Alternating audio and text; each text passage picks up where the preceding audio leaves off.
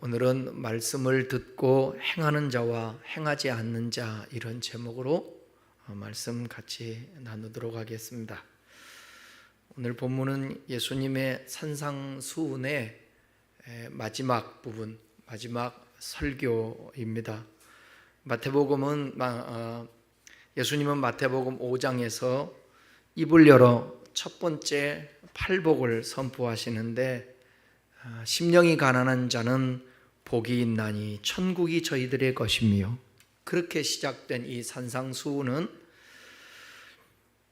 5장, 6장, 7장에 걸쳐서 하나님 나라 백성들이 어떤 사람인지, 또 하나님의 사람들은 어떻게 살아야 하는지를 자세히 말씀해 주셨습니다. 산상수훈은 단지 좋은 말씀이 아닙니다. 아름다운 교훈도 아닙니다. 예수님의 말씀은 삶을 새롭게 하고요, 사람을 완전히 바꾸고 이 세상의 흐름을 거슬러 걷게 만드는 혁명적인 선언입니다. 이 설교의 결말에서 예수님은 우리에게 한 가지 중요한 질문을 던집니다. 너는 이 말씀을 듣고도 그대로 살아가고 있느냐? 그렇게 말씀하고 있는 거죠. 예수님은 설교를 마치면서 선택을 요구합니다. 듣기만 하고 그대로 살아가지 않는 자는 모래 위에 집을 짓는 자와 같고, 듣고 그대로 행하는 자는 반석 위에 집을 짓는 지혜로운 자와 같다고 말씀합니다. 오늘 우리는 이 비유 속에서 믿음의 본질, 또 순종의 중요성, 그리고 흔들리지 않는 신앙의 기초에 대해 살펴보겠습니다. 오늘 본문에 이 말씀 바로 앞에 등장하는 게 뭐냐면, 나더러 주여 주여 하는 자가 천국에 들어갈 것이 아니요 아버지의 뜻대로 행하는 자가 천국에 들어간다 그랬습니다. 아버지의 뜻은 모든 사람들이 아들을 보고 믿어 영생을 얻는 것입니다. 그 아들을 보고 믿는 자, 예수님을 이 땅에 하나님이 보내주셨는데 그 예수님을 통하지 않고서는 우리가 구원을 받을 수 없지 않습니까? 근데 그분의 그 놀라운 은혜와 그 사랑으로 구원받았다면, 시편 말씀에 다윗이 이렇게 말씀하죠. 내가 하나님 앞에 받은 은혜를 어떻게 보답할꼬? 그러니까 우리는 구원을 받아 저 마귀의 권속에서 살다가 지옥 백성으로 살다가 예수 믿어 하나님의 자녀가 되고 구원을 받았으면, 이제는 하나님의 자녀답게 하나님 나라의 백성으로서 삶을 살아야 된다는 거죠. 그 삶을 살아가는데 제자를 불러 저 산에서 지금 말씀하고 있는 거예요. 그것을 산상수훈이라고 얘기하고 있는데, 몇 주에 걸쳐서 산상수훈의 중요한 부분들을 같이 살펴봤고, 오늘이 결론의 부분인데, 너희가 지금까지 내가 한 말, 들은 말을 너희들은 지켜 행하는 자가 되어야 된다. 그래야 너희의 집이 비가 오고 장수가 나고 바람이 불어 태풍이 불어 그럴 때에 그 집이 무너지지 않고 든든히 서 있을 것이다. 여러분, 주님은 우리가 어떤 사람이 믿음에서 떠나 후일에 유혹을 받고 한번 비춤을 얻고 성령에 참여하고 은사를 맛본 자가 타락하면, 여러분, 믿음에서 믿음 실종될 수도 있고, 그 믿음이 히브리서 10장에 보게 되면 침륜에 빠질 수도 있고, 하나님과의 올바른 관계를 맺으면 여러분, 하나님의 말씀을 따라 저절로 살지 않겠습니까? 우리 주님이 말씀하고자 하는 게 그거예요. 너 하나님의 백성이라면, 구원받았다면 그것으로 끝난 것이 아니야. 여전히 우리는 어떻게 우리가 구원받은 게 하나님의 전적인 은혜지. 맞죠? 이후에도 어떻게 또 우리가 죄인들이 하나님의 뜻대로 말씀으로 살 수 있어? 노력하다가 안 되면 또 회개하고 하나님 긍휼을 또 입어서 사는 거지. 그게 맞는 말 같지만 얼마나 소극적이에요. 우리 주님이 너는 내 백성이다. 내 백성이다. 지난 주일날 말씀했죠. 주님이 내 백성이라 하지 않고 뭐라고 그랬어요?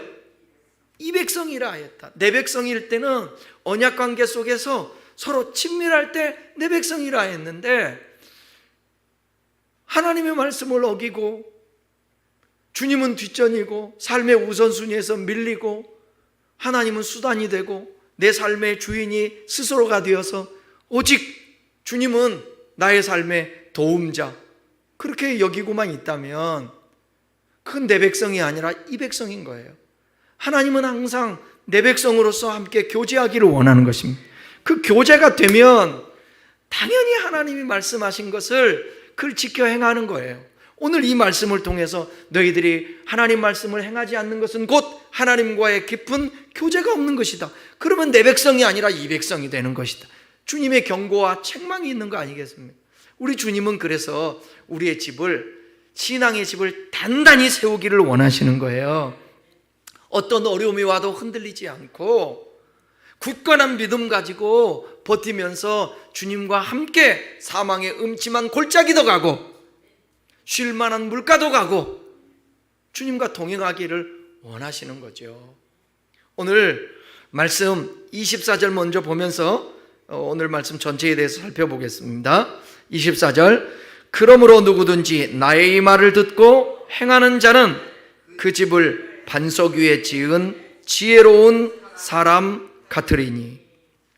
여기서 예수님은 그러므로 마태복음 27장 24절입니다. 그러므로 이 말로 이전에 하셨던 모든 가르침을 정리하면서 결론을 내리십니다. 예수님께서는 앞에서 팔복에 대해서도 말씀하셨고 소금과 빛에 대해서, 빛이 돼서 세상을 살아가는 법도 가르쳐 주셨고, 우리 주님은 율법을 폐하러 온 것이 아니라 성취하러 오셨다고 하셨고, 형제를 미워하면 안 된다, 원수를 사랑해라, 오리가 잡으면 심리 가고 오른밤 치면 왼밤도 되는 사람이 되라, 은밀한 중에 기도하고 구제하고 금식하고 사람에게 보이려고 하지 말아라, 그리고 네가 비판받지 않으려거든 남을 비판하고 판단하지 말아라. 이 모든 말씀을 들었으면 이제 어떻게 해야 하느냐? 예수님은 분명히 말씀합니다. 이 말씀을 듣고 행하는 자가 되어라. 예수님은 듣는 것으로 충분하지 않다고 말씀합니다. 여러분, 말씀을 듣고요 감동만 받고 돌아가는 것은 아무 의미가 없습니다. 진짜 신앙은 듣는 데서 끝나는 것이 아니라 듣고 행동으로 이어져야 완성되는 것입니다. 그리고 이런 사람은 집을 반석 위에 지은 지혜로운 사람 같다고 말씀했어요. 반석은 단단하잖아요. 흔들리지 않고 시간이 지나도 그대로 있는 기초입니다. 이런 반석 위에 집을 지으면 어떤 일이 여러분 생기더라도 무너지지 않아요. 말씀은 우리의 삶의 기초가 되어야 합니다. 내 기분이나 환경, 사람의 말이나 내 생각이 아니라 하나님의 말씀을 기준 삼아 살아가는 사람, 바로 그런 사람이 지혜로운 사람입니다.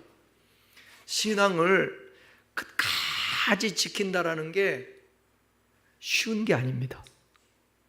어떤 사람은 도중에 실망하고 낙심하다가 믿음을 저버리는 사람들도 있어요. 미혹을 받아서 주님을 떠난다니까요. 사탄이가 와서 계속해서 의심을 심어주고, 왜 하나님을 믿어도 너의 삶은 더 나아지는 것도 없냐고 그러고, 너 한번 하나님 의심해 보라고 얘기하고, 거기에 신앙을 단단히 하나님과의 교제하며 주의 말씀을 하나씩 지켜나가면서 주님에게 더 은혜를 누리고 주님의 복을 누리고, 그러지 않으면 신앙이 항상 나 혼자만 그냥 열심히 했나? 그러다가 어느 날 고난이 닥치면 시험에 빠지게 된다는 것입니다. 그런데 어떤 환난이 올 때도 반석 위에 세운 집은 무너지지 않습니다. 25절 같이 읽어요. 비가 내리고 창수가 나고 바람이 불어 그 집에 부딪히되 무너지지 아니하나니 이는 주추를 반석 위에 놓은 까닭이라. 예수님은 말씀을 듣고 행하는 자의 삶이 환난이 없는 삶이라고 말하지 않습니다. 오히려 똑같이 비가 내리고요, 홍수가 나가요, 바람이 불어요, 창수가 난단 말입니다. 예수를 믿어도, 신앙생활을 해도 우리에게 환난이 있다라는 거예요. 삶의 어려움과 고통, 예상치 못한 시련과 시험은 누구에게나 찾아온다는 것입니다. 그런데 똑같은 폭풍이 오지만 결과는 전혀 다르다라는 거예요. 오늘인가요? 오늘이 16일입니까? 16일? 킹 오브 킹스인가요? 오늘 아마 그 개봉을 아마 했을 거예요. 이 감독이 예수를 잘 믿는 사람입니다. 그래서 주일날도 제가 좀 언급할지 모르지만 그 미국에서 기생충이 있죠. 기생충보다 더 많은 지금 매출과 흥행을 이루고 있습니다. 전 세계적으로 아마 이 영화가 인기 있을 것 같은데, 예수님의 어떤 일생 사복음서를 애니메이션으로 만드는 거예요. 근데 무려 10년 동안 만들었더라고. 근데 이 젊은 친구던데 감독이 참 신실하더라고.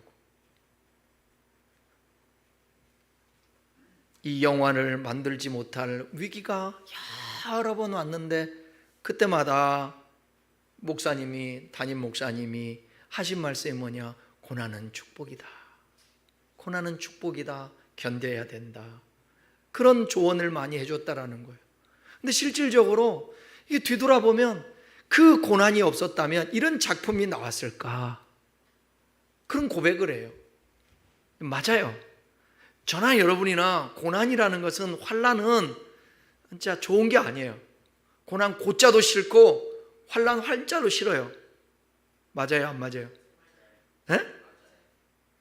우리 권사님 항암 한번 이게 6차까지 받으셨나? 받아보니까 얼마나 힘들어요. 얼마나 힘드냐. 그 옆에서 지켜보는 그런 저도 너무 참 안타깝더라고요. 응?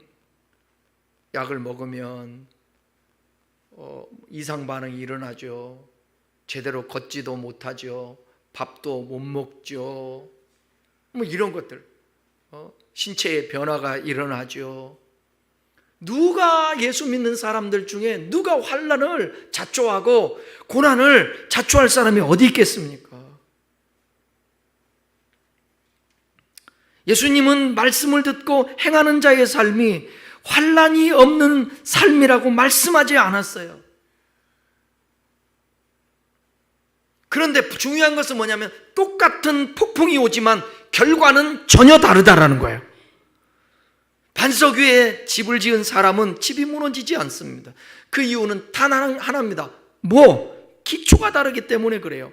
말씀을 듣고 순종하는 사람은 예수 그리스도라는 반석 위의 삶을 세운 사람입니다. 그 사람의 신앙은 흔들리지 않는다라는 거예요. 세상이 아무리 흔들려도 그 안에서 평안이 있다는 것입니다. 그러니까 주님 말씀하고 있잖아요. 제자들에게 두려움에 떨고 있고 그런 자들에게 평안을 끼치노니 내가 주는 평안은 세상이 주는 것과 같지 않다라는 거예요. 주님이 주시는 평안. 앞으로의 시대가 그렇습니다. 더 옛날보다 더 많은 두려운 일들이 우리 앞에 찾아올 텐데, 염려스럽고 걱정되는 일들이 찾아올 텐데, 더 주님의 은혜와 주님의 그 간섭하심과 역사하심이 있으면 우리는 그 속에도 평안함을 얻을 수 있다는 것입니다. 오늘 우리가 삶에서 겪는 고통과 아픔이 있다면 그것은 나의 기초가 무엇인지 점검할 수 있는 좋은 기회라는 것입니다. 내가 말씀 위에 서 있는지, 감정 위에 서 있는지 세상의 기준 위에 서 있는지 그 바람 불고 홍수가 나고 창수 날 때 돌아보는 것입니다. 점검해 보는 것입니다. 여러분, 이 여름에 장마지잖아요. 장마지면 항상 저는 주님께 맡기기도 하지만 인간인지라 걱정 근심이 되는 거예요. 네?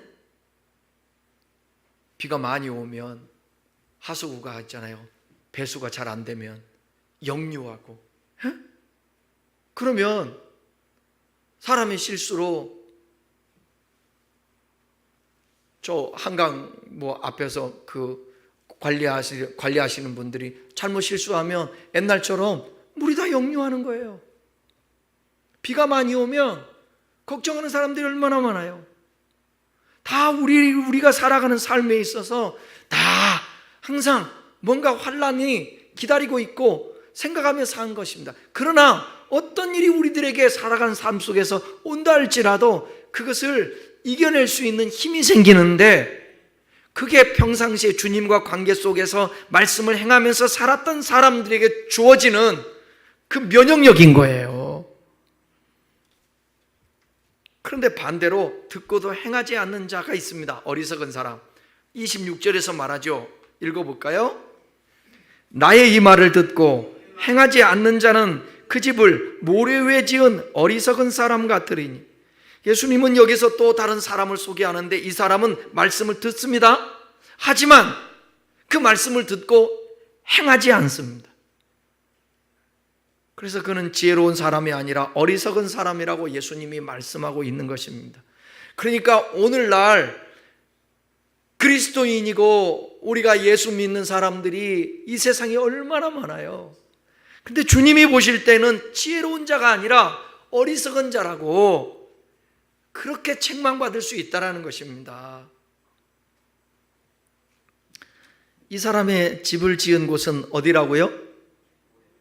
모래 위에. 모래는 불안정하죠. 쉽게 흐트러지죠. 또 흩어지죠. 고정되지 않습니다. 말씀을 듣고도 순종하지 않는 사람은 겉보기에는 그럴듯해 보이지만 위기가 오면 무너질 수밖에 없다라는 거예요. 많은 사람들이 신앙생활하면서 겉으로는 괜찮아 보이지만 삶의 위기 앞에 쉽게 무너지는 모습들을 우리는 많이 봅니다. 왜일까요? 기초가 없기 때문에, 말씀을 따라 살지 않았기 때문에. 예수님은 말씀을 알고 있는 사람을 칭찬하지 않습니다. 말씀을 살아내는 그런 사람을 우리 주님이 지금 찾으시고 그런 자들을 칭찬하는 거죠. 지혜로운 자라고 말씀하고 있는 것입니다. 모래 위에 세운 인생은 반드시 무너져요. 27절 한번 읽어볼까요? 시작. 비가 내리고 창수가 나고 바람이 불어 그 집에 부딪힘에 무너져 그 무너짐이 심하니라. 어리석은 사람은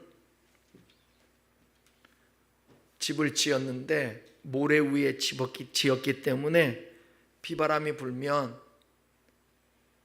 그냥 무너지고 말아요. 결과가 너무나도 참담합니다.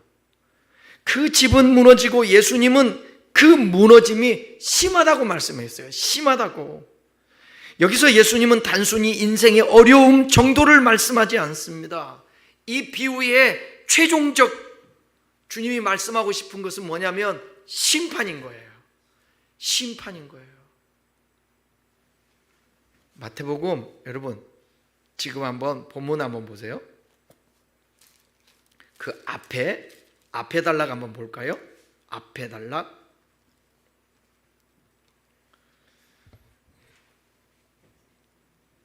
20절 보면 이러므로 그들의 열매로 그들을 알리라. 그러니까 어떻게 열매를 맺으면서 사느냐를 보면 그 나무를 안다라는 거예요. 그러면서 하시는 말씀이 21절 보세요. 나더러 주여 주여 하는 자마다 천국에 들어갈 것이 아니요 다만 하늘에 계신 내 아버지의 뜻대로 행하는 자라야 들어가리라. 그날에 많은 사람들이 나더러 이르되 주여 주여 우리가 주의 이름으로 선지자 노릇하며 주의 이름으로 귀신을 쫓아내며 주의 이름으로 많은 권능을 행하지 아니하였나이까 하리니 그때에 내가 그들에게 밝히 말하되 내가 너희를 도무지 알지 못하니 불법을 행하는 자들아 내게서 떠나 나가라 하리라. 심판을 얘기하는 거예요, 여러분. 심판. 그러니까 하나님의 말씀을 듣고 행하지 않는, 주님 뜻대로 행하지 않는 사람은 모래 위에 지은 집과 같은데 그 집은 창수가 나면 나중에 환난의 심판의 때가 오면 견딜 수가 없다라는 거예요. 여러분, 그래서 우리가 정말 놓치지 말아야 될 게 뭐냐면 바울이 늘 마음에 아마 품고 살았던 거. 디모데 후서 4장 7절부터 보게 되면 내가 선한 싸움 싸우고, 그에 주어진 삶을 선한 싸움 싸웠다라는 거예요. 그 다음에는 뭐예요? 달려갈 길을 마치고, 주어진 그 달려갈 길을 끝까지 잘 마쳤어요. 여러분, 모든 운동 경기에도 다름질할 때 어떻게 해야 돼요? 아니, 끝까지 하는데 어떻게 해야 되냐고? 최선을 다해야 되는데 어떻게 해야 되냐고? 끝까지 가는데 차 타고 가면 돼요? 달리기 선수가? 룰을 지키는 말을 좀 고상한 말로 하면 뭔대로? 법대로 해야 된다. 경기하는 자는 법대로 해야 된다고요. 그러니까 바울이 달려갈 길을 마치고 그 마지막 달려갈 길을, 그 마라톤을 얘기하는 거거든. 그러니까 끝까지 달려가는데 얼마나 힘들겠어요. 근데 룰을 지키는 거예요. 하나님의 말씀을 지키고 따라서 살아낸 것입니다. 그러니까 저와 여러분이 다른 건 몰라도 이 신앙 타협하면서 살아가면 안 돼요. 금방입니다. 인생 금방이에요. 주님 앞에 설 날이 가까워지는 거죠. 심판의 날이 가까워지는 것입니다. 그 다음에 바울은 이 얘기하잖아요. 믿음을 지켰으니. 끝까지 믿음을 지킨다라는 게 얼마나 힘든 건데요. 그리고 나서 8절에 이하에 보게 되면 이후로는이 나와요. 내가 선한 싸움 싸우고 달려갈 길 마치고 믿음을 지킨 이후가 있다는 거예요. 이후로는 나를 위해서 뭐라고 그랬죠? 의의 면류관이 예비되었다고 그랬어요. 네? 저와 여러분들에게 의의 면류관이 예비됐대요. 여기 젊은 친구들도 있지만 항상 이게 보면, 내가 일산에서 반평생을 넘게 산 거예요.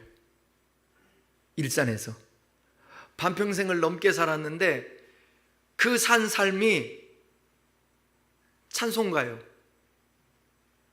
뭐 찬송가 뭘까?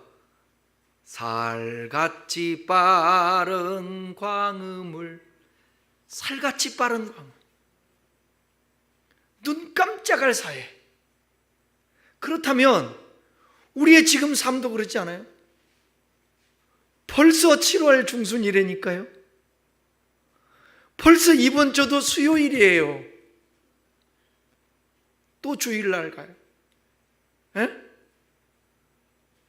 금방이라니까. 이사할 날도 금방이에요. 삼계탕 먹을 날도 금방이고, 다 모든 것을 다 비워요. 해 아래 새 것이 없나니. 해 아래 새 것이 없대. 언젠가는 다 마지막을 구할 때가 오는 거죠. 그 심판의 때요. 그 심판의 때에 무너지지 않으려면, 심판받지 않으려면 하나님의 말씀을 듣고 행하는 자가 되라. 우리 주님이 지금 그 권고를 하고 있는 것입니다. 산상수훈에, 야 제자들아, 너 이거 듣는 것만이 중요한 게 아니야. 근데 이게 쉬운 게 아니잖아요. 말씀을 듣고도 행하지 않는 자는 결국 하나님 앞에서 무너지고 그 무너짐은 영원한 것이라는 것. 신앙은 외형이 아니라 기초. 예배를 오래 드렸다고, 성경 지식이 많다고, 교회를 많이 했다고, 그것도 중요하지만 그것이 우리의 신앙의 기초가 되지 않습니다. 아는 만큼이라도 살려고 몸부림치는 하나님의 말씀에 순종하는 삶, 그게 중요한 거예요. 그게 중요한 거예요. 여기 있는 저와 여러분들이 하나님의 말씀을 듣고 행하고, 말씀 듣는데 이 수요예배 오신 분들이 그렇게 안 하고 싶은 사람이 어디 있어요? 다 그렇게 살고 싶지. 근데 잘 돼요, 안 돼요? 마음은 원이로 돼? 잘 안 돼요. 제자들도 지금 이 말씀을 들었어요. 산상수훈. 근데 제자들의 삶을 보세요. 예수님이 부활하시고 그때까지도 그들은 자기중심적이었고 욕심으로 가득 차 있었고, 주님을 가까이 따라다니면서도 동상이몽이에요. 딴 생각하는 거예요. 신앙생활을 오래 하면서도 딴 생각하는 것입니다. 뭔 생각? 자기중심. 이거를 무너뜨리고 내 안에 주인이 주님이라고 고백하고 그렇게 삶을 살아내는 것은 참 쉽지 않은 것입니다. 왜 제자들이 그랬을까? 자기가 중심이니까. 근데 언제부터 여러분 제자들의 삶이 변화가 되죠? 어디서부터? 사도행전에 오순절, 예수님이 부활하시고 승천하시면서 숨을 크게 내쉬면서 뭐라고 말씀하셨어요? 성령을 받으라 하시고, 너희는 예루살렘을 떠나지 말고 기다리라는 거예요. 성령을 기다리라. 거기서 기도하라. 그 말씀에 순종해서 오순절 마가다락방에서 120명이 기도를 합니다. 10일 동안을 힘있게 기도해요. 그때 성령이 내리죠. 성령의 충만함을 받아요. 전에는 누가 충만했어요?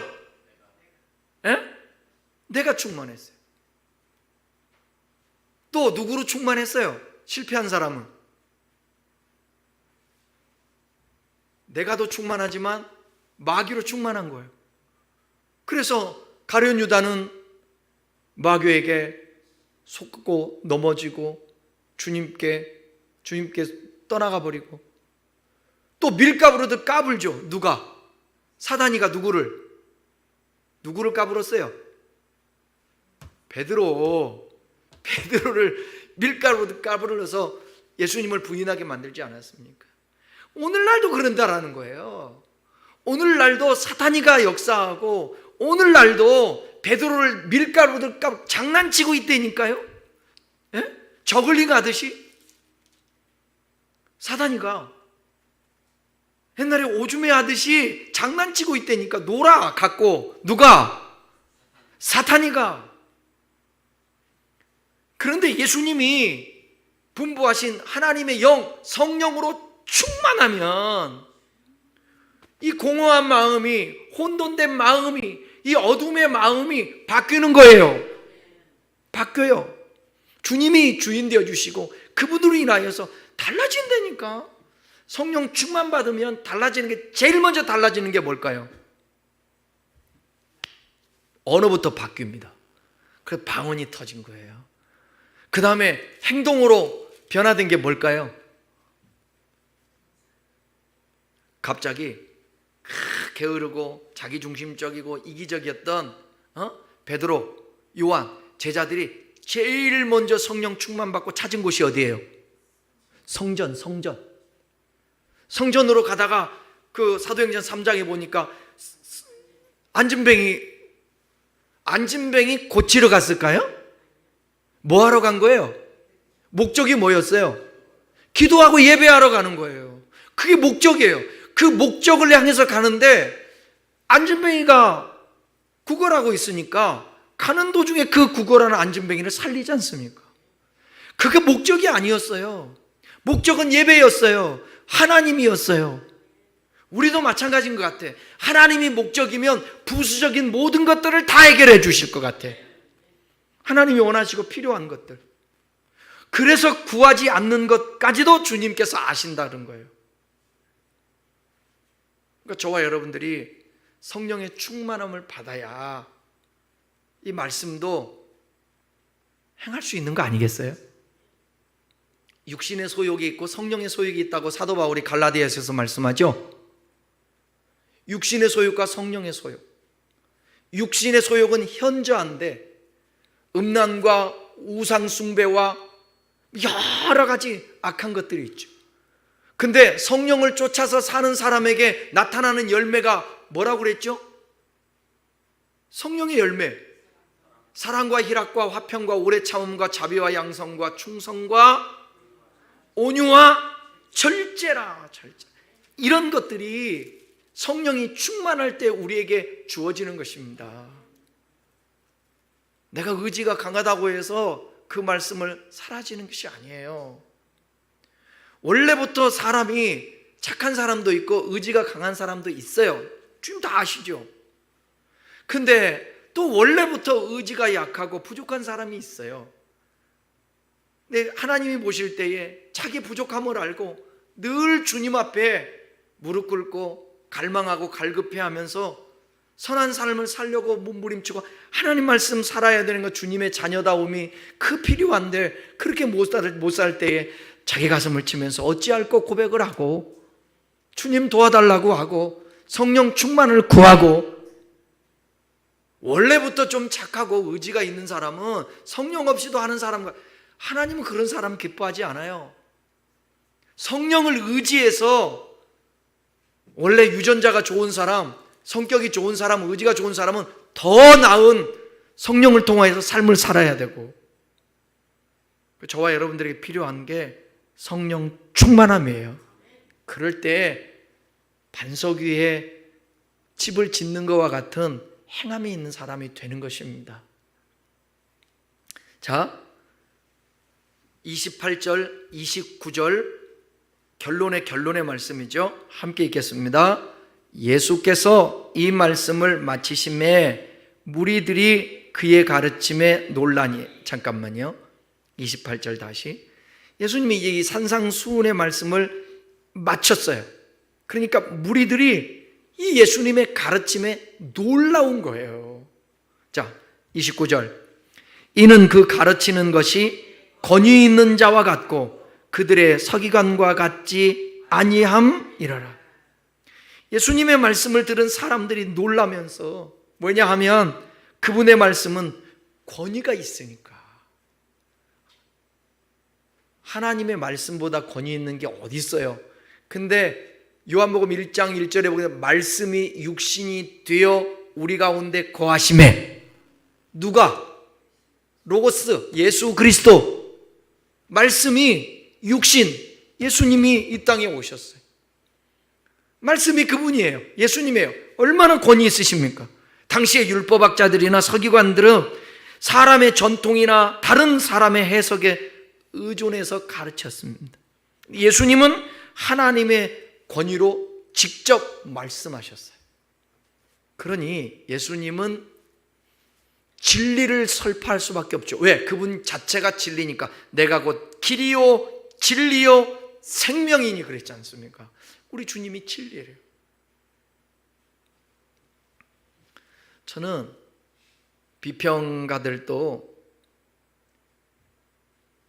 기독교에 대해서 비난하기도 하고 기독교인들에 대해서 비판하고 종교 자체에 비판도 하지만 예수님에 대해서 비판하는 사람은 한 사람도 못 봤어요. 주님에 대해서 비판하지 않아요. 예수 그리스도는 여러분 능력이에요. 그분은 사람의 생명, 희망, 진리. 이번에 킹 오브 킹스의 이제 미국 할리우드 배우들이 더빙도 하고 우리나라도 유명한 사람들이 더빙을 했는데, 그 영화를 보는데 미국 이미 이제 개봉해서 봤으니까. 보는데 사람들이 우는 거예요. 이분이, 감독이 자기가 이 영화에서 예수님의 삶에 대해서 자기가 전도를 못하는데 이 영화를 통해서라도 많은 사람이 전도했으면 좋겠다. 이병헌이라는 그 영화 배우는 우리나라 더빙을 하는데 지금까지 영화를 했지만 자기 자녀들이 볼 수 있는 영화는 하나도 안 했다는 거야. 그래서 예수 믿지 않지만 거기 처갓집 식구들은 신앙심이 좋은 사람들이래요. 그래서 이번에 여기에 참여한 거에 대해서 그 처갓집 식구들이 그렇게 좋아했다는데 자기 자녀들을 위해서 보여주고 싶고 그래서 이 영화를 더빙했다는 거예요. 수많은 사람들이 그 예수님의 삶, 일대기, 예수님의 그 행하신 말씀 통하여서 눈물을 흘리고 감동을 받고 결단을 하고 신앙을 갖게 되고, 여러분, 우리 예수 그리스도 그분은 인격이든 성품이든 알미든 진짜 왕 중의 왕이죠. 그분은 만왕의 왕이고요. 그분은 권위 자체이세요. 권위 자체. 그 주님이 하신 말씀, 석인과들과는 같지 않더라 그랬습니다.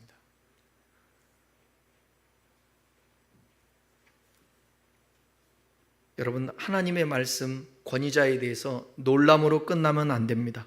감동은 변화의 시작이지 변화 그 자체는 아닌 것 같아요.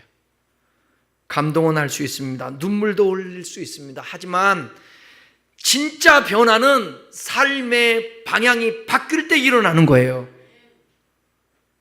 오늘 우리도 감동받고 끝나지 않기를 바라고, 감동 뒤에는 결단이 있어야 되고 결단 뒤에는 실천이 있어야 합니다. 그러니까 하나님의 말씀을 들으면 그때그때마다 수요예배 오늘 드리면 이거 갖고 또 살아내고 예배 드릴 때까지, 또 예배 드리고 난 주일날 예배 드리고 나면 또 예배 드릴 때까지 그 말씀 묵상하면서 살아내고, 이게 계속 중첩될 때에 우리의 삶이 진중하게 바뀌고 변화될 수 있는 거예요.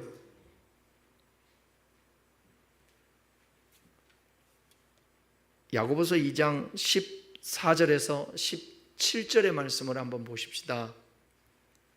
내 형제들아, 만일 사람이 믿음이 있노라 하고 행함이 없으면, 다시 한번 봐요. 자, 보세요. 만일 사람이 믿음이 있노라 하고 행함이 없으면, 이 말은 무슨 말이에요? 풀어서 얘기하면 믿음이 있노라 하고 행함이 없으면 이건 믿음이 아닌 거예요. 믿음이 있다면서 행함이 없으면 그 다음 보세요. 뭐라고 하는가? 무슨 유익이 있으리요? 그 믿음이 능히 자기를 구원하겠느냐.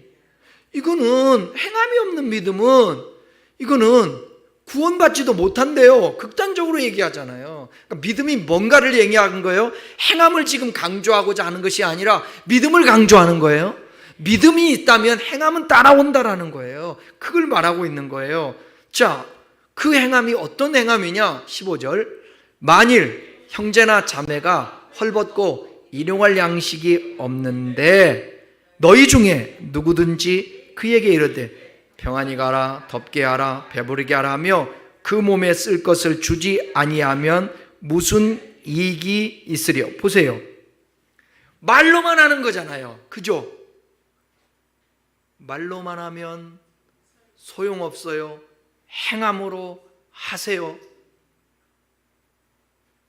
그런 찬송도 있는데 말로 평안해라, 덥게 하라, 배부르게 하라, 그 몸에 쓸 것을 주지 아니하면 무슨 유익이 있는가? 이건 행하지 않는 믿음. 그 믿음은 17절에 이와 같이 행함이 없는 믿음은 그 자체가 죽은 것이라. 그러니까 끝까지 우리는 이 믿음으로 사는 거 아닙니까? 근데 이 믿음이 혹여 죽은 믿음이면 어떡해요? 예? 모든 거에는 쭉정이가 있습니다. 쭉정이가. 성경에 복 있는 사람은 악인의 꾀를 쫓지 아니하며 오만한 자리에 앉지 아니하며 죄인의 길에 서지 아니하며 여호와의 율법을 주야로 묵상하는 자로다. 이렇게 묵상하면서 살면 시절을 쫓아 과실을 맺음과 같아요. 근데 악인은 그렇지 않으며 바람에 나는 뭐와 같다고요? 겨. 열매가 없어요. 알맹이가 없어요. 겨예요, 겨. 여러분, 제가 커피를 로스팅하다 보게 되면 알맹이가 없는 껍데기들이 많이 나와요. 이걸 고른다고 수입하면서도 해도 파는 데서도 다 자국에서 에티오피아라든지 이런 데, 콜롬비아 이런 데서 다 골라서 오는데, 그리고 한국에서 오잖아요. 그럼 또 거기서 또 골라요. 그렇게 팔아도 오면 껍질, 알맹이가 없어요. 알맹이가 없잖아요. 커피 색은 나요. 맛이 없어요. 맛이 없어요. 겨 아세요? 겨? 왕겨? 왕겨. 옛날에는 왕겨를 어디에다 넣는 줄 아세요? 응? 예? 광. 아니, 우리가 일상생활에서 쓰는 벽에다가도 넣었어요. 벽에다가. 그게. 여러분, 시골에서 농사 지었는데 어느 날은 뭐 깐북인가 뭔가 뭐 그런 병들이 있잖아요. 그러면 농사 지어서 추수해서 탈곡하려고 그러는데 쌀이 안 나오는 거예요. 다 껍질 쭉정인 거예요. 죽어 있는 거예요. 죽어 있는 거예요. 겉으로는 벼 같은데 탈곡을 하면 그 안에 아무것도 없어요. 만약에 주님 앞에 섰을 때 끔찍해요. 저와 여러분 그 생각해야 돼요. 아휴, 이 종도 이 목사도 그게 두려운 거예요. 끝까지 잘 가야 되는데, 신앙생활 잘해야 되는데. 근데 여러분, 평신도들보다 목회자가 훨씬 더 신앙이 무뎌질 수 있습니다. 많이 알고요. 그 익숙함이 있잖아요. 익숙함. 제가 살아보니까 이 익숙함이 보통 문제가 아니에요.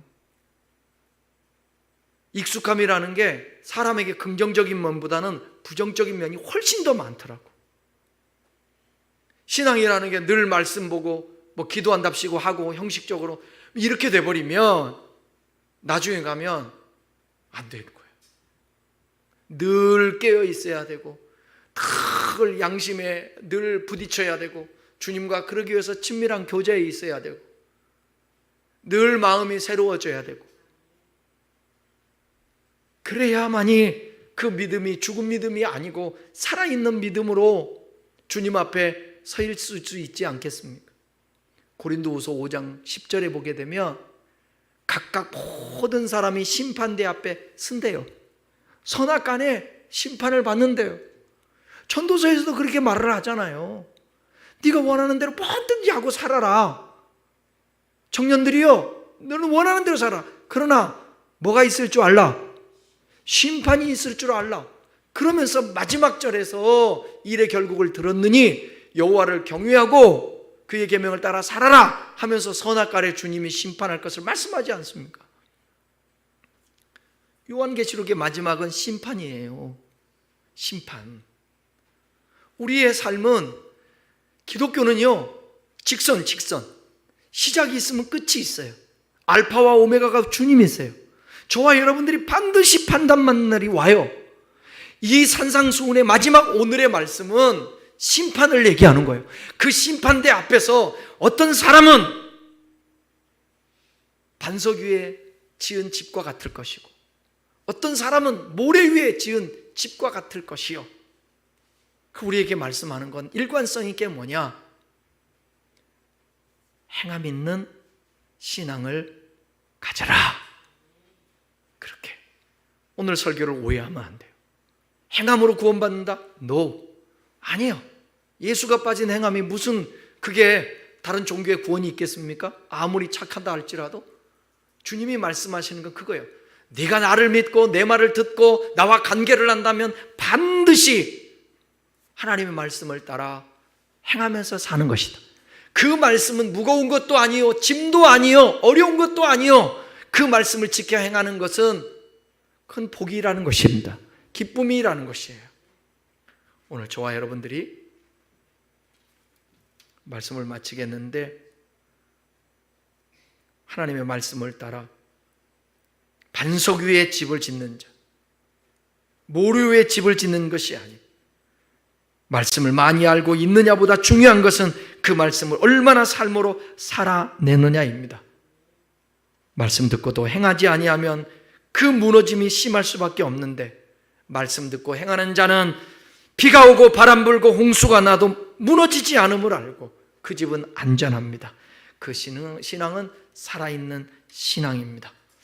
우리가 말씀을 따라 살아남이 멈추지 않고 지속되어서 마지막까지 여러분들이 믿음 잘 지키다가 주님 맞이하시기를, 그 과정 속에서도 주님과 함께 동행하며 복을 누리시는 저와 여러분 다 될 수 있기를 주의 이름으로 축원합니다.